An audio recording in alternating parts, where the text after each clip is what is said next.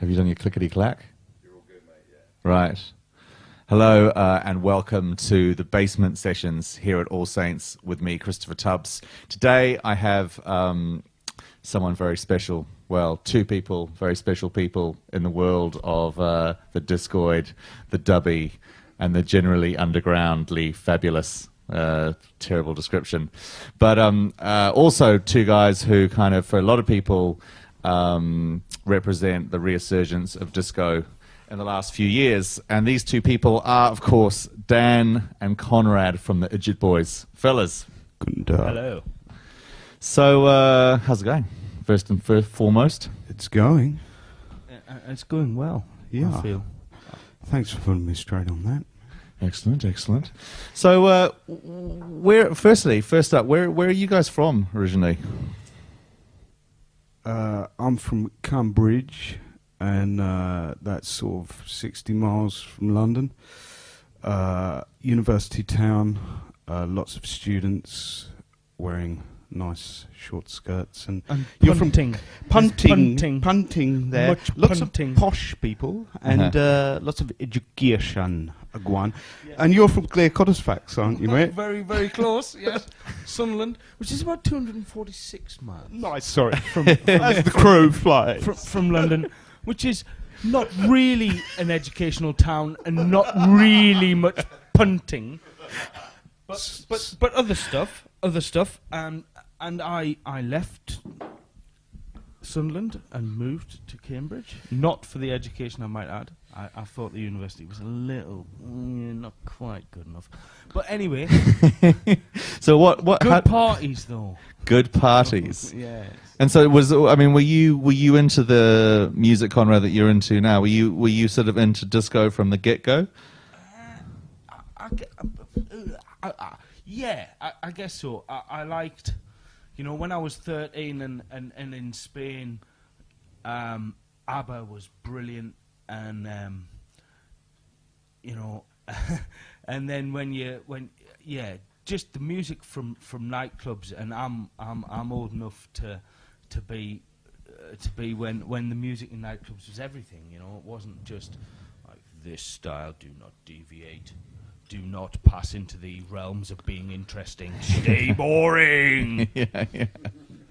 And so where did you two kind of get together and become the Idjut Boys? When did this happen, and what circumstances? That was living in a house, wasn't it? Yes, the House of Pain, Tollington Road, Holloway. With our friend, the North infamous London. Dickie Palmer, who was on a course of leading us on a straight trajectory into upward mobility. And we ended up going to nightclubs quite a lot and behaving in a poor fashion. And music was obviously part of that equation. And we lived. The three of us lived in Rick Dickey's studio flat, bless him. And like Saturday mornings after Moist, there was only about 35 people there. Some of them peeing on the sofa without knowing it. No, sorry. Long story. Yeah. We lived above this this chap who worked for a record company, and he made us this offer that if we give him a break one weekend, he would sort it out so we could have 2 days in the recording studio. The concept is my girlfriend's leaving me if you don't stop making noise, so how about making some noise in a controlled space? So you morons. So that happened, and we made a record, and we sold them, and that gave us some money to make another one, and then look, I've got grey hairs in my beard. What happened, man? Call me the white feather. So what you mentioned Moist. What was Moist? It was 1991 to 3-ish, maybe 1990. It was Harvey at the Gardening Club, Friday nights, occasionally assisted with a guest from America or one of the guys who was in London playing good stuff. Ricky Morrison was there. Chris Rhythm guy Marbo from Japan. But also, we got to see, loads of people. Yeah. Harv was obviously main conductor, but we saw Larry Levan there, Victor Rosado, DJ Pierre. That's quite a famous night, isn't it? When Larry Levan played at the Garden Club. Many people there. It wasn't as it far as was I pretty remember. famous for us. I think but we had he played that the Robert Owens record, "I'll Be Your Friend," had just come out, and he played it like 5 times. Wow. And by the 5th time, and believe People me, getting it, there was tears, there was people on their knees, there was stuff happening, and it was really, really brilliant because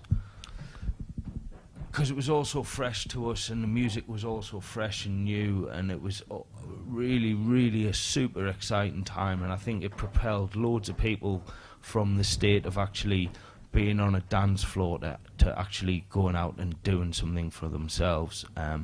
So in that regard, it was pretty powerful, I think. So how did you, DJ Harvey, for people who are viewing who haven't heard the name before, is sort of another acolyte in this particular scene, in the kind of disco, eclectic, Balearic scene, for want of a better description. And how did you all sort of come together? Was it just through, literally promoting a night, or was it, how did you guys meet? We all used to go out, didn't we, really? We used to go to the Zap in Brighton. There were a lot of people that sort of migrated from Cambridge on a Monday night, and would go to the Zap and not go to work or whatever was supposed to be normal and correct after that for a couple of days. And then I we lost my job. Yeah, too many Tuesdays, couldn't make it in. See you later, boy. Was this when you were in London? No. I was actually I was living in Newmarket at the time, working at a nightclub there, and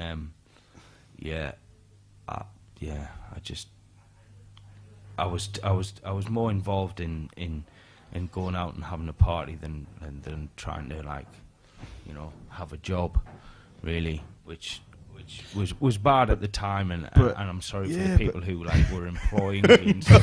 I don't care, man. But it turned out really good. I had to leave there because I had people just thought I was a waste of time, and so I moved to London, and then then I became an Idjut or more of one.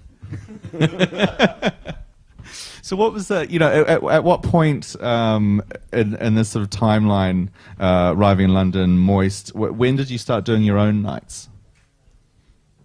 We were doing, soon, after hours, yeah. after Moist. We do after Moist nights. Because why go back to our front room if we could persuade someone stupid enough to let us occupy their bar space or Well, and then we were doing after hours at the Cross, weren't we? Yeah, which was some insane, 10 at night. Start at 10 on a Saturday night and finish kind of 10 on Sunday morning, and you'd see the full and varied rainbow of London's club life in those 12 hours. My goodness. So did you feel at the time that you were doing something different to the other club nights out there? I don't think doing something different, just doing what we'd seen a bit, and it, inspired by what we'd seen. I think we were exploring, but always buying music and Right, you were pretty prodigious. Yeah, and actually, by the stage.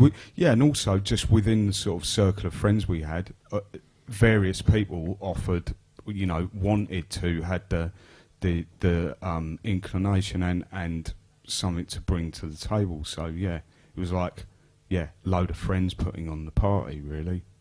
Yeah.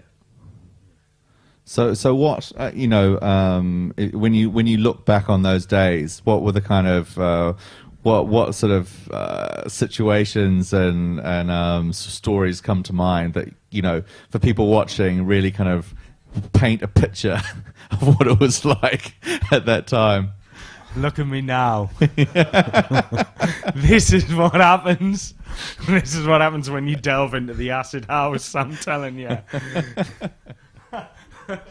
I have weird recollections of talking to you before about this, and you telling this mad story about having to there being a door policy where the shoe of justice. Yes, you see, if I'd been wearing these, would have been all right. You'd have fitted in, boy. Right, we did this party at the Cross. It was the busiest night they had once a month, but they didn't really like us because we weren't trendy and like Judge Jules. We were pretty scruffy, but we put. Well, basically, I think the Cross had a license for 315 people, and every time we did it, we had more than 800 there. And so basically, they hated us, but they were just starting, so they liked the money we generated. Eventually, they sacked us for Renaissance or some other shiny rubbish. But one night we turned up and they just said, yeah, no trainers tonight. And we were like, oh, good, that's really handy, thanks. 3/4 of the people we've asked to come to this party outside. Shoes, please. So Jules, bless him, who does Lovebox, that great festival. He's one of our oldest friends, and he wears size 9 feet. Slat yo. So Jules stood for about an hour and a half, 2 hours in his socks while we passed his shoes down the queue. I love that so much. And it's not exactly, they weren't exactly just plain, they were really like kind of fancy things, these tan things with a nice white top, and they were really kind of standoutish. Like the Dom must have just thought it was a new trend that night in town because everybody had them shoes on. Fantastic. This is probably a good juncture, fellas, to actually play something from that era. We're not actually going to listen to something from Noid at this point. I take we've got a little bit of Noid somewhere along the line. Yes, we do. Wicked. Yeah. Let's hear something that used to smash the living balls off at that point. What do you got?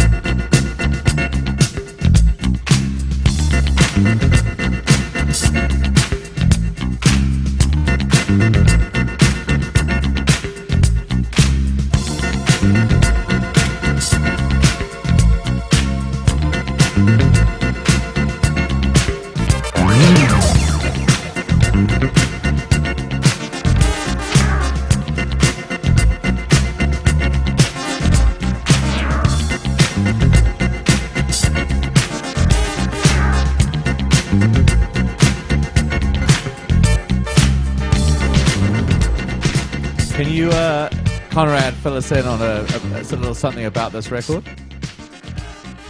Yeah, it's great. Oh, sorry, and there's an a cappella bit on it, and you can play it over the other bits, and Such people a like, feeling that you're giving me. Doesn't it just? Really? Yeah, it's one of them. People sweating, crying. Oh, absolutely. I often cry when I'm after playing this track. Hugging inanimate objects. I can see it. That's pretty usual, actually. So does this still get an outing? No, this, I mean, call me an old-fashioned git. I am an old-fashioned git, but a lot of music from this era is the blueprint, is timeless. Nothing has sounded as good since. What else can I say? It's perfect, actually, is what it is, and I'm really pleased. I've spent most of my adult life so far trying to be like what this record is and what it did. And well, these records were made by very experienced professional people and very expensive studios. oh yeah, Sure, definitely. But a lot of the people mixing them were, DJs as well. It's kind of not, Yeah, but I think, and then I think the overall overriding factor is that the people making this music were as serious as can be. Like, in America, there ain't no welfare, there ain't no kind of like, okay, I'll just be like posh and like pretend to be a musician or whatever, or I'll just be kind of crap and go on the dole. It's like, you're hot, man, or you're starving. Yeah, yeah. And these guys were hot. End of. pool of musicians as well, like these labels, Southsoul, Prelude to Philadelphia Music's just like musicianship all the way, and synthesis, you know. Well, they had the feeling, man, that, you know, I can't even imagine what it must have been like to be in, you know, a club with a big, beautiful sound system, and this was the new music, and this was like boom, fresh. Like I can't, yeah. I'm pleased I'm the age I am, you know. I wouldn't want to be any younger, but sometimes I feel like I'd like to be a little older. Yeah. To have checked this, to have been young and out in New York then, or to have been young and checking Zeppelin out when they were doing it. I wonder if we'll ever have those kinds again. You know, we just lost Michael and stuff, and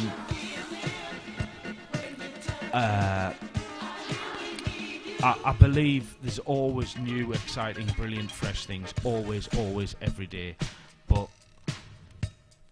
that's from a time when it was when your skill level had to be just that little bit higher. Yeah, you know? sure. So, I mean, there seems to be, in some ways, to me, it seems like the disco scene, I guess, you know, the kind of people operating it on a very high level are constantly trying to attain, you know, that sort of level of purity and quality, you know, be it technically, be it, you know, sound systems with mixes, the actual music they're making. Is that would that be fair? I mean, I'm talking now, people like yourselves. Yeah, well, I mean, you know, I haven't met anybody who's set out to make a rubbish record, you know, whatever style. And I think now it's easier than ever to make music, and more people than ever are making music and are available, and it's available for them to put it out, and that can only be a good thing. You know, the fact that it is easier for people to do it, but it as a consumer, a heavy consumer of music, it does make it sometimes quite hard, because you've got so much to go through that there is a real chance you're going to miss stuff.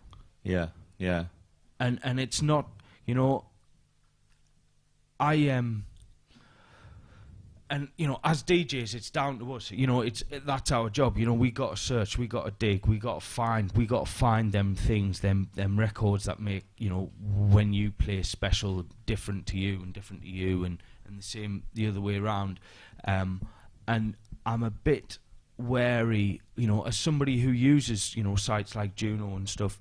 I'm a little bit wary that not actually being in the shop, not actually flicking through the records, not looking on the wall, not having a rapport with the guy behind the counter who learns what you like and stuff.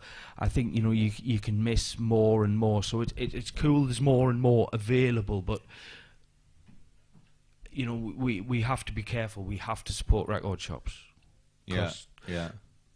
So do you actually think that, now that, you know, if we're talking about kind of vinyl versus CDs versus Serato and all of these things, different formats of DJing, boat, man, whatever. Do you think? Are you still a believer that vinyl is actually better?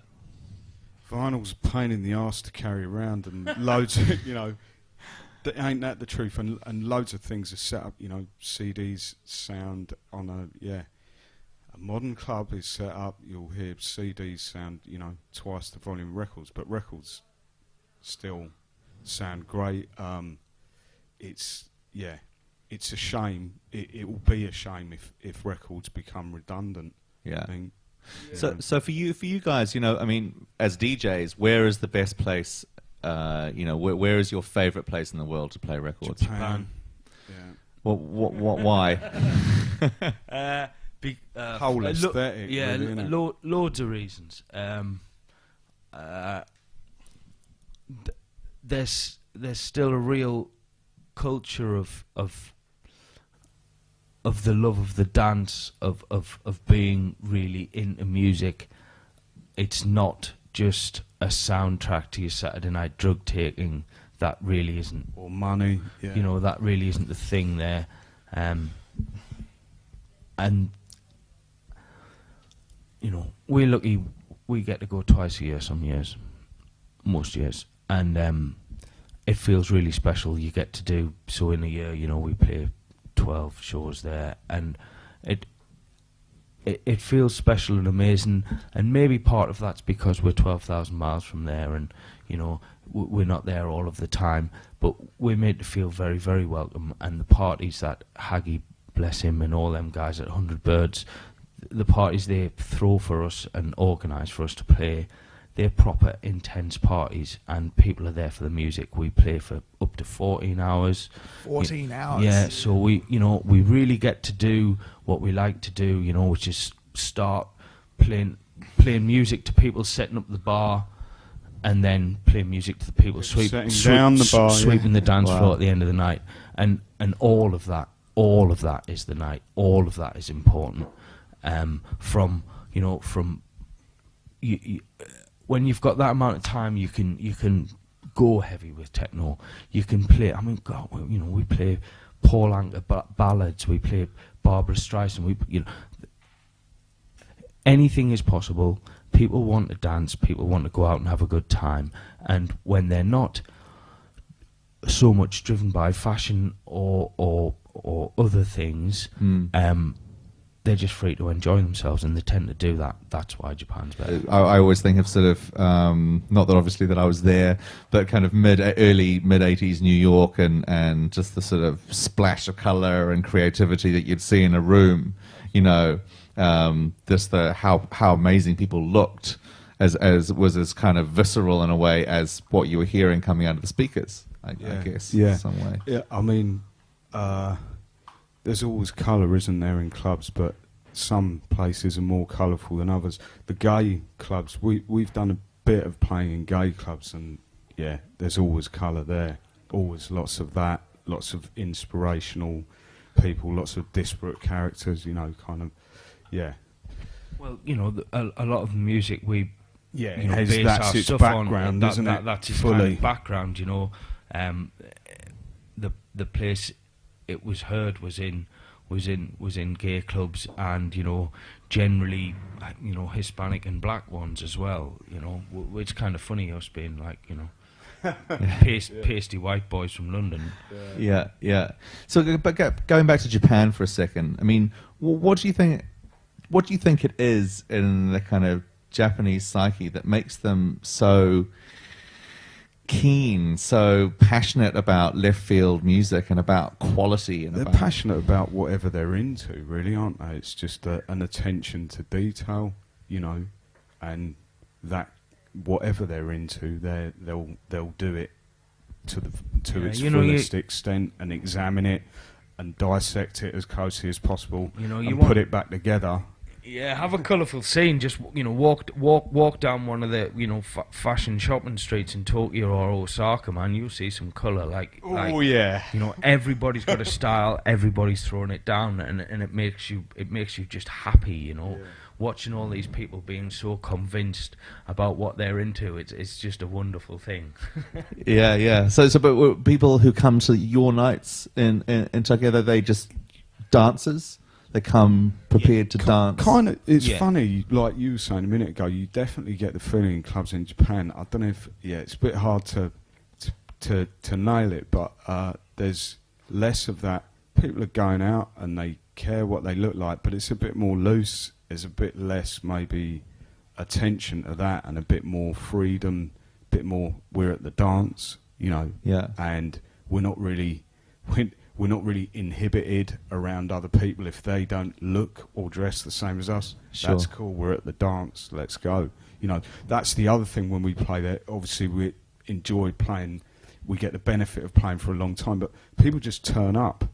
They don't have to be ripped, pissed, excuse me, but, you know, they don't have to be charged. They're there from the start till the end. Until you've finished, they're there, you know, or they're asleep. Seriously. First time I went to Japan, I walked into Yellow and saw a load of people that had a bit on the side. People were asleep. I'm like, what's are those people just, you know, I'm asking my friend, what's going on there? Are they just caned?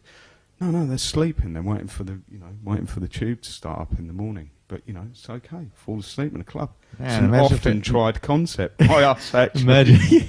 Imagine being that comfortable in an environment where you feel like you could do that. Hey, That's of course. Yeah, well, crazy. I must feel comfortable often, mate, because talk to Chris Stoker from Bad Passion. He calls me the Phantom Kipper, I think. And we're not talking flat fish. So, you know, here we are in 2010, you know, so much of the music that you guys love and kind of honor and you know, spend a lot of your time trying to introduce to new crowds and new generations. How do you feel about dance music right now, right here in London? It's all good. Hot. Yeah, it's all good. You know, because we've got everything that's been before. It's all there, and you've got everybody's inspired by everything that's been before. Yeah. And as I've said, there's always good people doing good stuff all of the time. It's just the fact that it's impossible for you to find it all immediately, and you know, it might take you a year and a half to discover something that's new to you that was blowing everybody's minds when it first came out and stuff. But just the way of it, the volume of stuff out there, you know, it circles. Some of it might find you, some of it might not. But you know, there's that great old saying, you know, the more you know, the more you don't know. You know, like being record buys, you know, the more you discover and go down this lane or that way, and you know, you just keep finding stuff, and it's just like, it is endless. Have you got something with you today that we can have listened to that you're feeling something kind of fresh and exciting?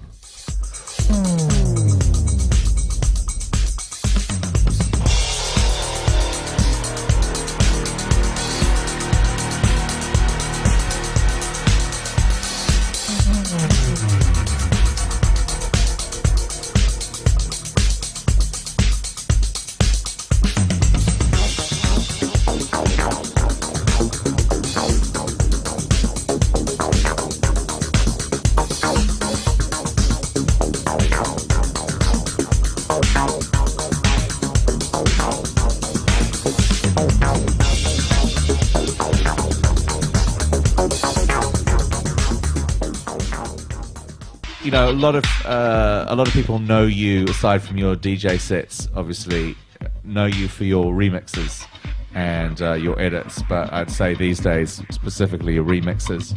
And that's actually a really good example, I think, of what you do in a kind of extreme sense, isn't it? You know, really percussive, really dubby, bass-wise. Would you say that's fair? Yeah, it depends what it is. Yeah, it's like how, I mean, without putting too sharp a point on it, music to make you feel off your head, really.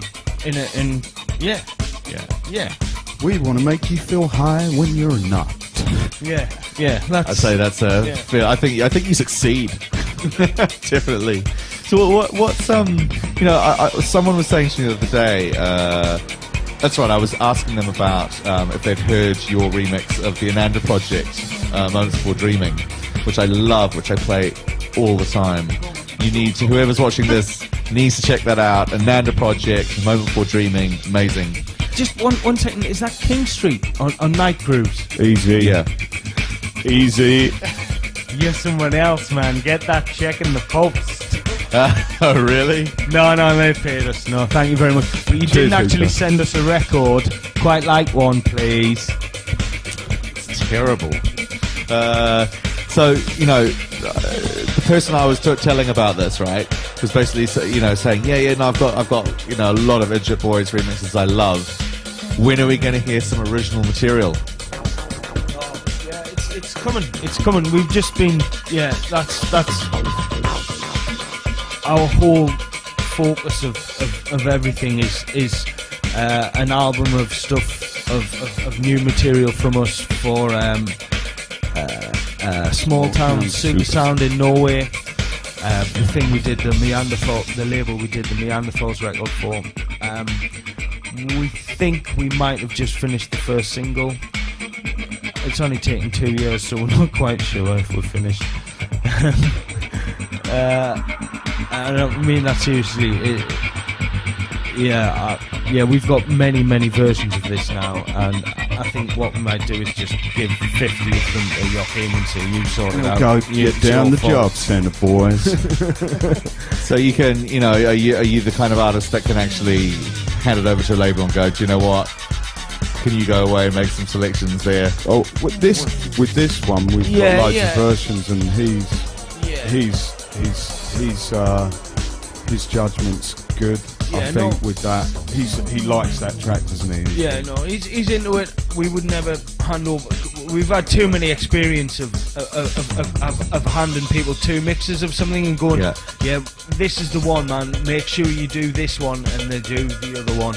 So we've learned that anything we hand over, we have to like. Otherwise, they will play the one you don't. Yeah. Murphy's Law. Yeah, sure. So as long as that's the case, then we're all good. It's just the infinite possibility thing, Most of our tracks anyway have 10 different ideas trying to escape in the first place, and you add that to the fact that, there's always a different way to turn the delay on. It means we do really end up with. We'll have mixed that track down 60 times at least by now. Yeah, it's funny because we still work the process. We still work outboard. We still mix outboard. Some things are set up in the machine, but that's the way we do it. Yeah. Or, Yeah, no, for sure. For and so you've got to listen to them back, because you ain't got recall. It's either it or not, and so there's a bit of listening back to do. So it's cool and it's all good, but sometimes you just need a bit of time between doing it and then listening to it and all that. And all that's really great, but Joachim gave us some money, like more than a year ago for this record. So we kind of feel like it's time. It's time, man. It's time, because he's been brilliant, no pressure and total support. But yeah, we could possibly, just release versions of this record for the next 3 years, and that'll be all good. But I think it's finished. It's kind of weird because it's the first one, and the stuff we've got to do after that's really exciting. We went out to Norway and did some recording with Boogie Wusseltorf in his studio, recording his Steinway grand piano and various other lovely sexy instruments, and that was an amazing day. Have you worked with him before? Played with him before, met him a few times. Worked in his studio before, but he wasn't there. But yeah, we did 3 tracks with him, didn't we? But, yeah.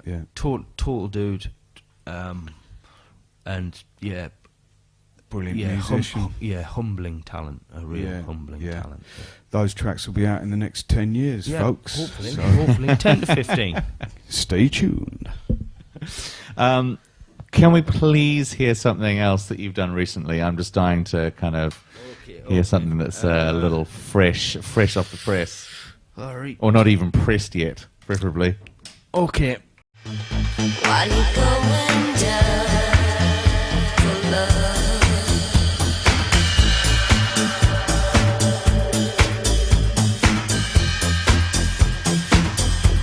While you're going down, while you're going down, while you're going down for love.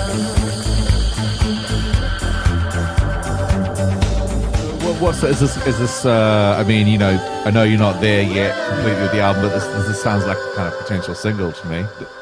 That's maybe one side of a single, that and an instrumental version of it, and 2 other versions of the same song that sound pretty much nothing like that. Yeah, but are equally as valid. I mean, yeah, I really hope. I hope the people who buy it for this, if they buy it for this, will leave the record playing and discover something else, if you know what I mean. In that really great way you sometimes do when you've bought a 12-inch for some track and you're so down with it and it's everything, and then one day you just let it play and you're just like, oh wow, look at that, this one's great too. Yeah, this one's better. Yeah, yeah, and you know, music for time, and hopefully that's for now. Yeah, well, guys, I totally wish you the best for that album. I think Thank you very much. Judging that on that, it sounds fantastic. Thanks for coming down for the basement sessions. Not at all. Oh, thank you so Chris. much.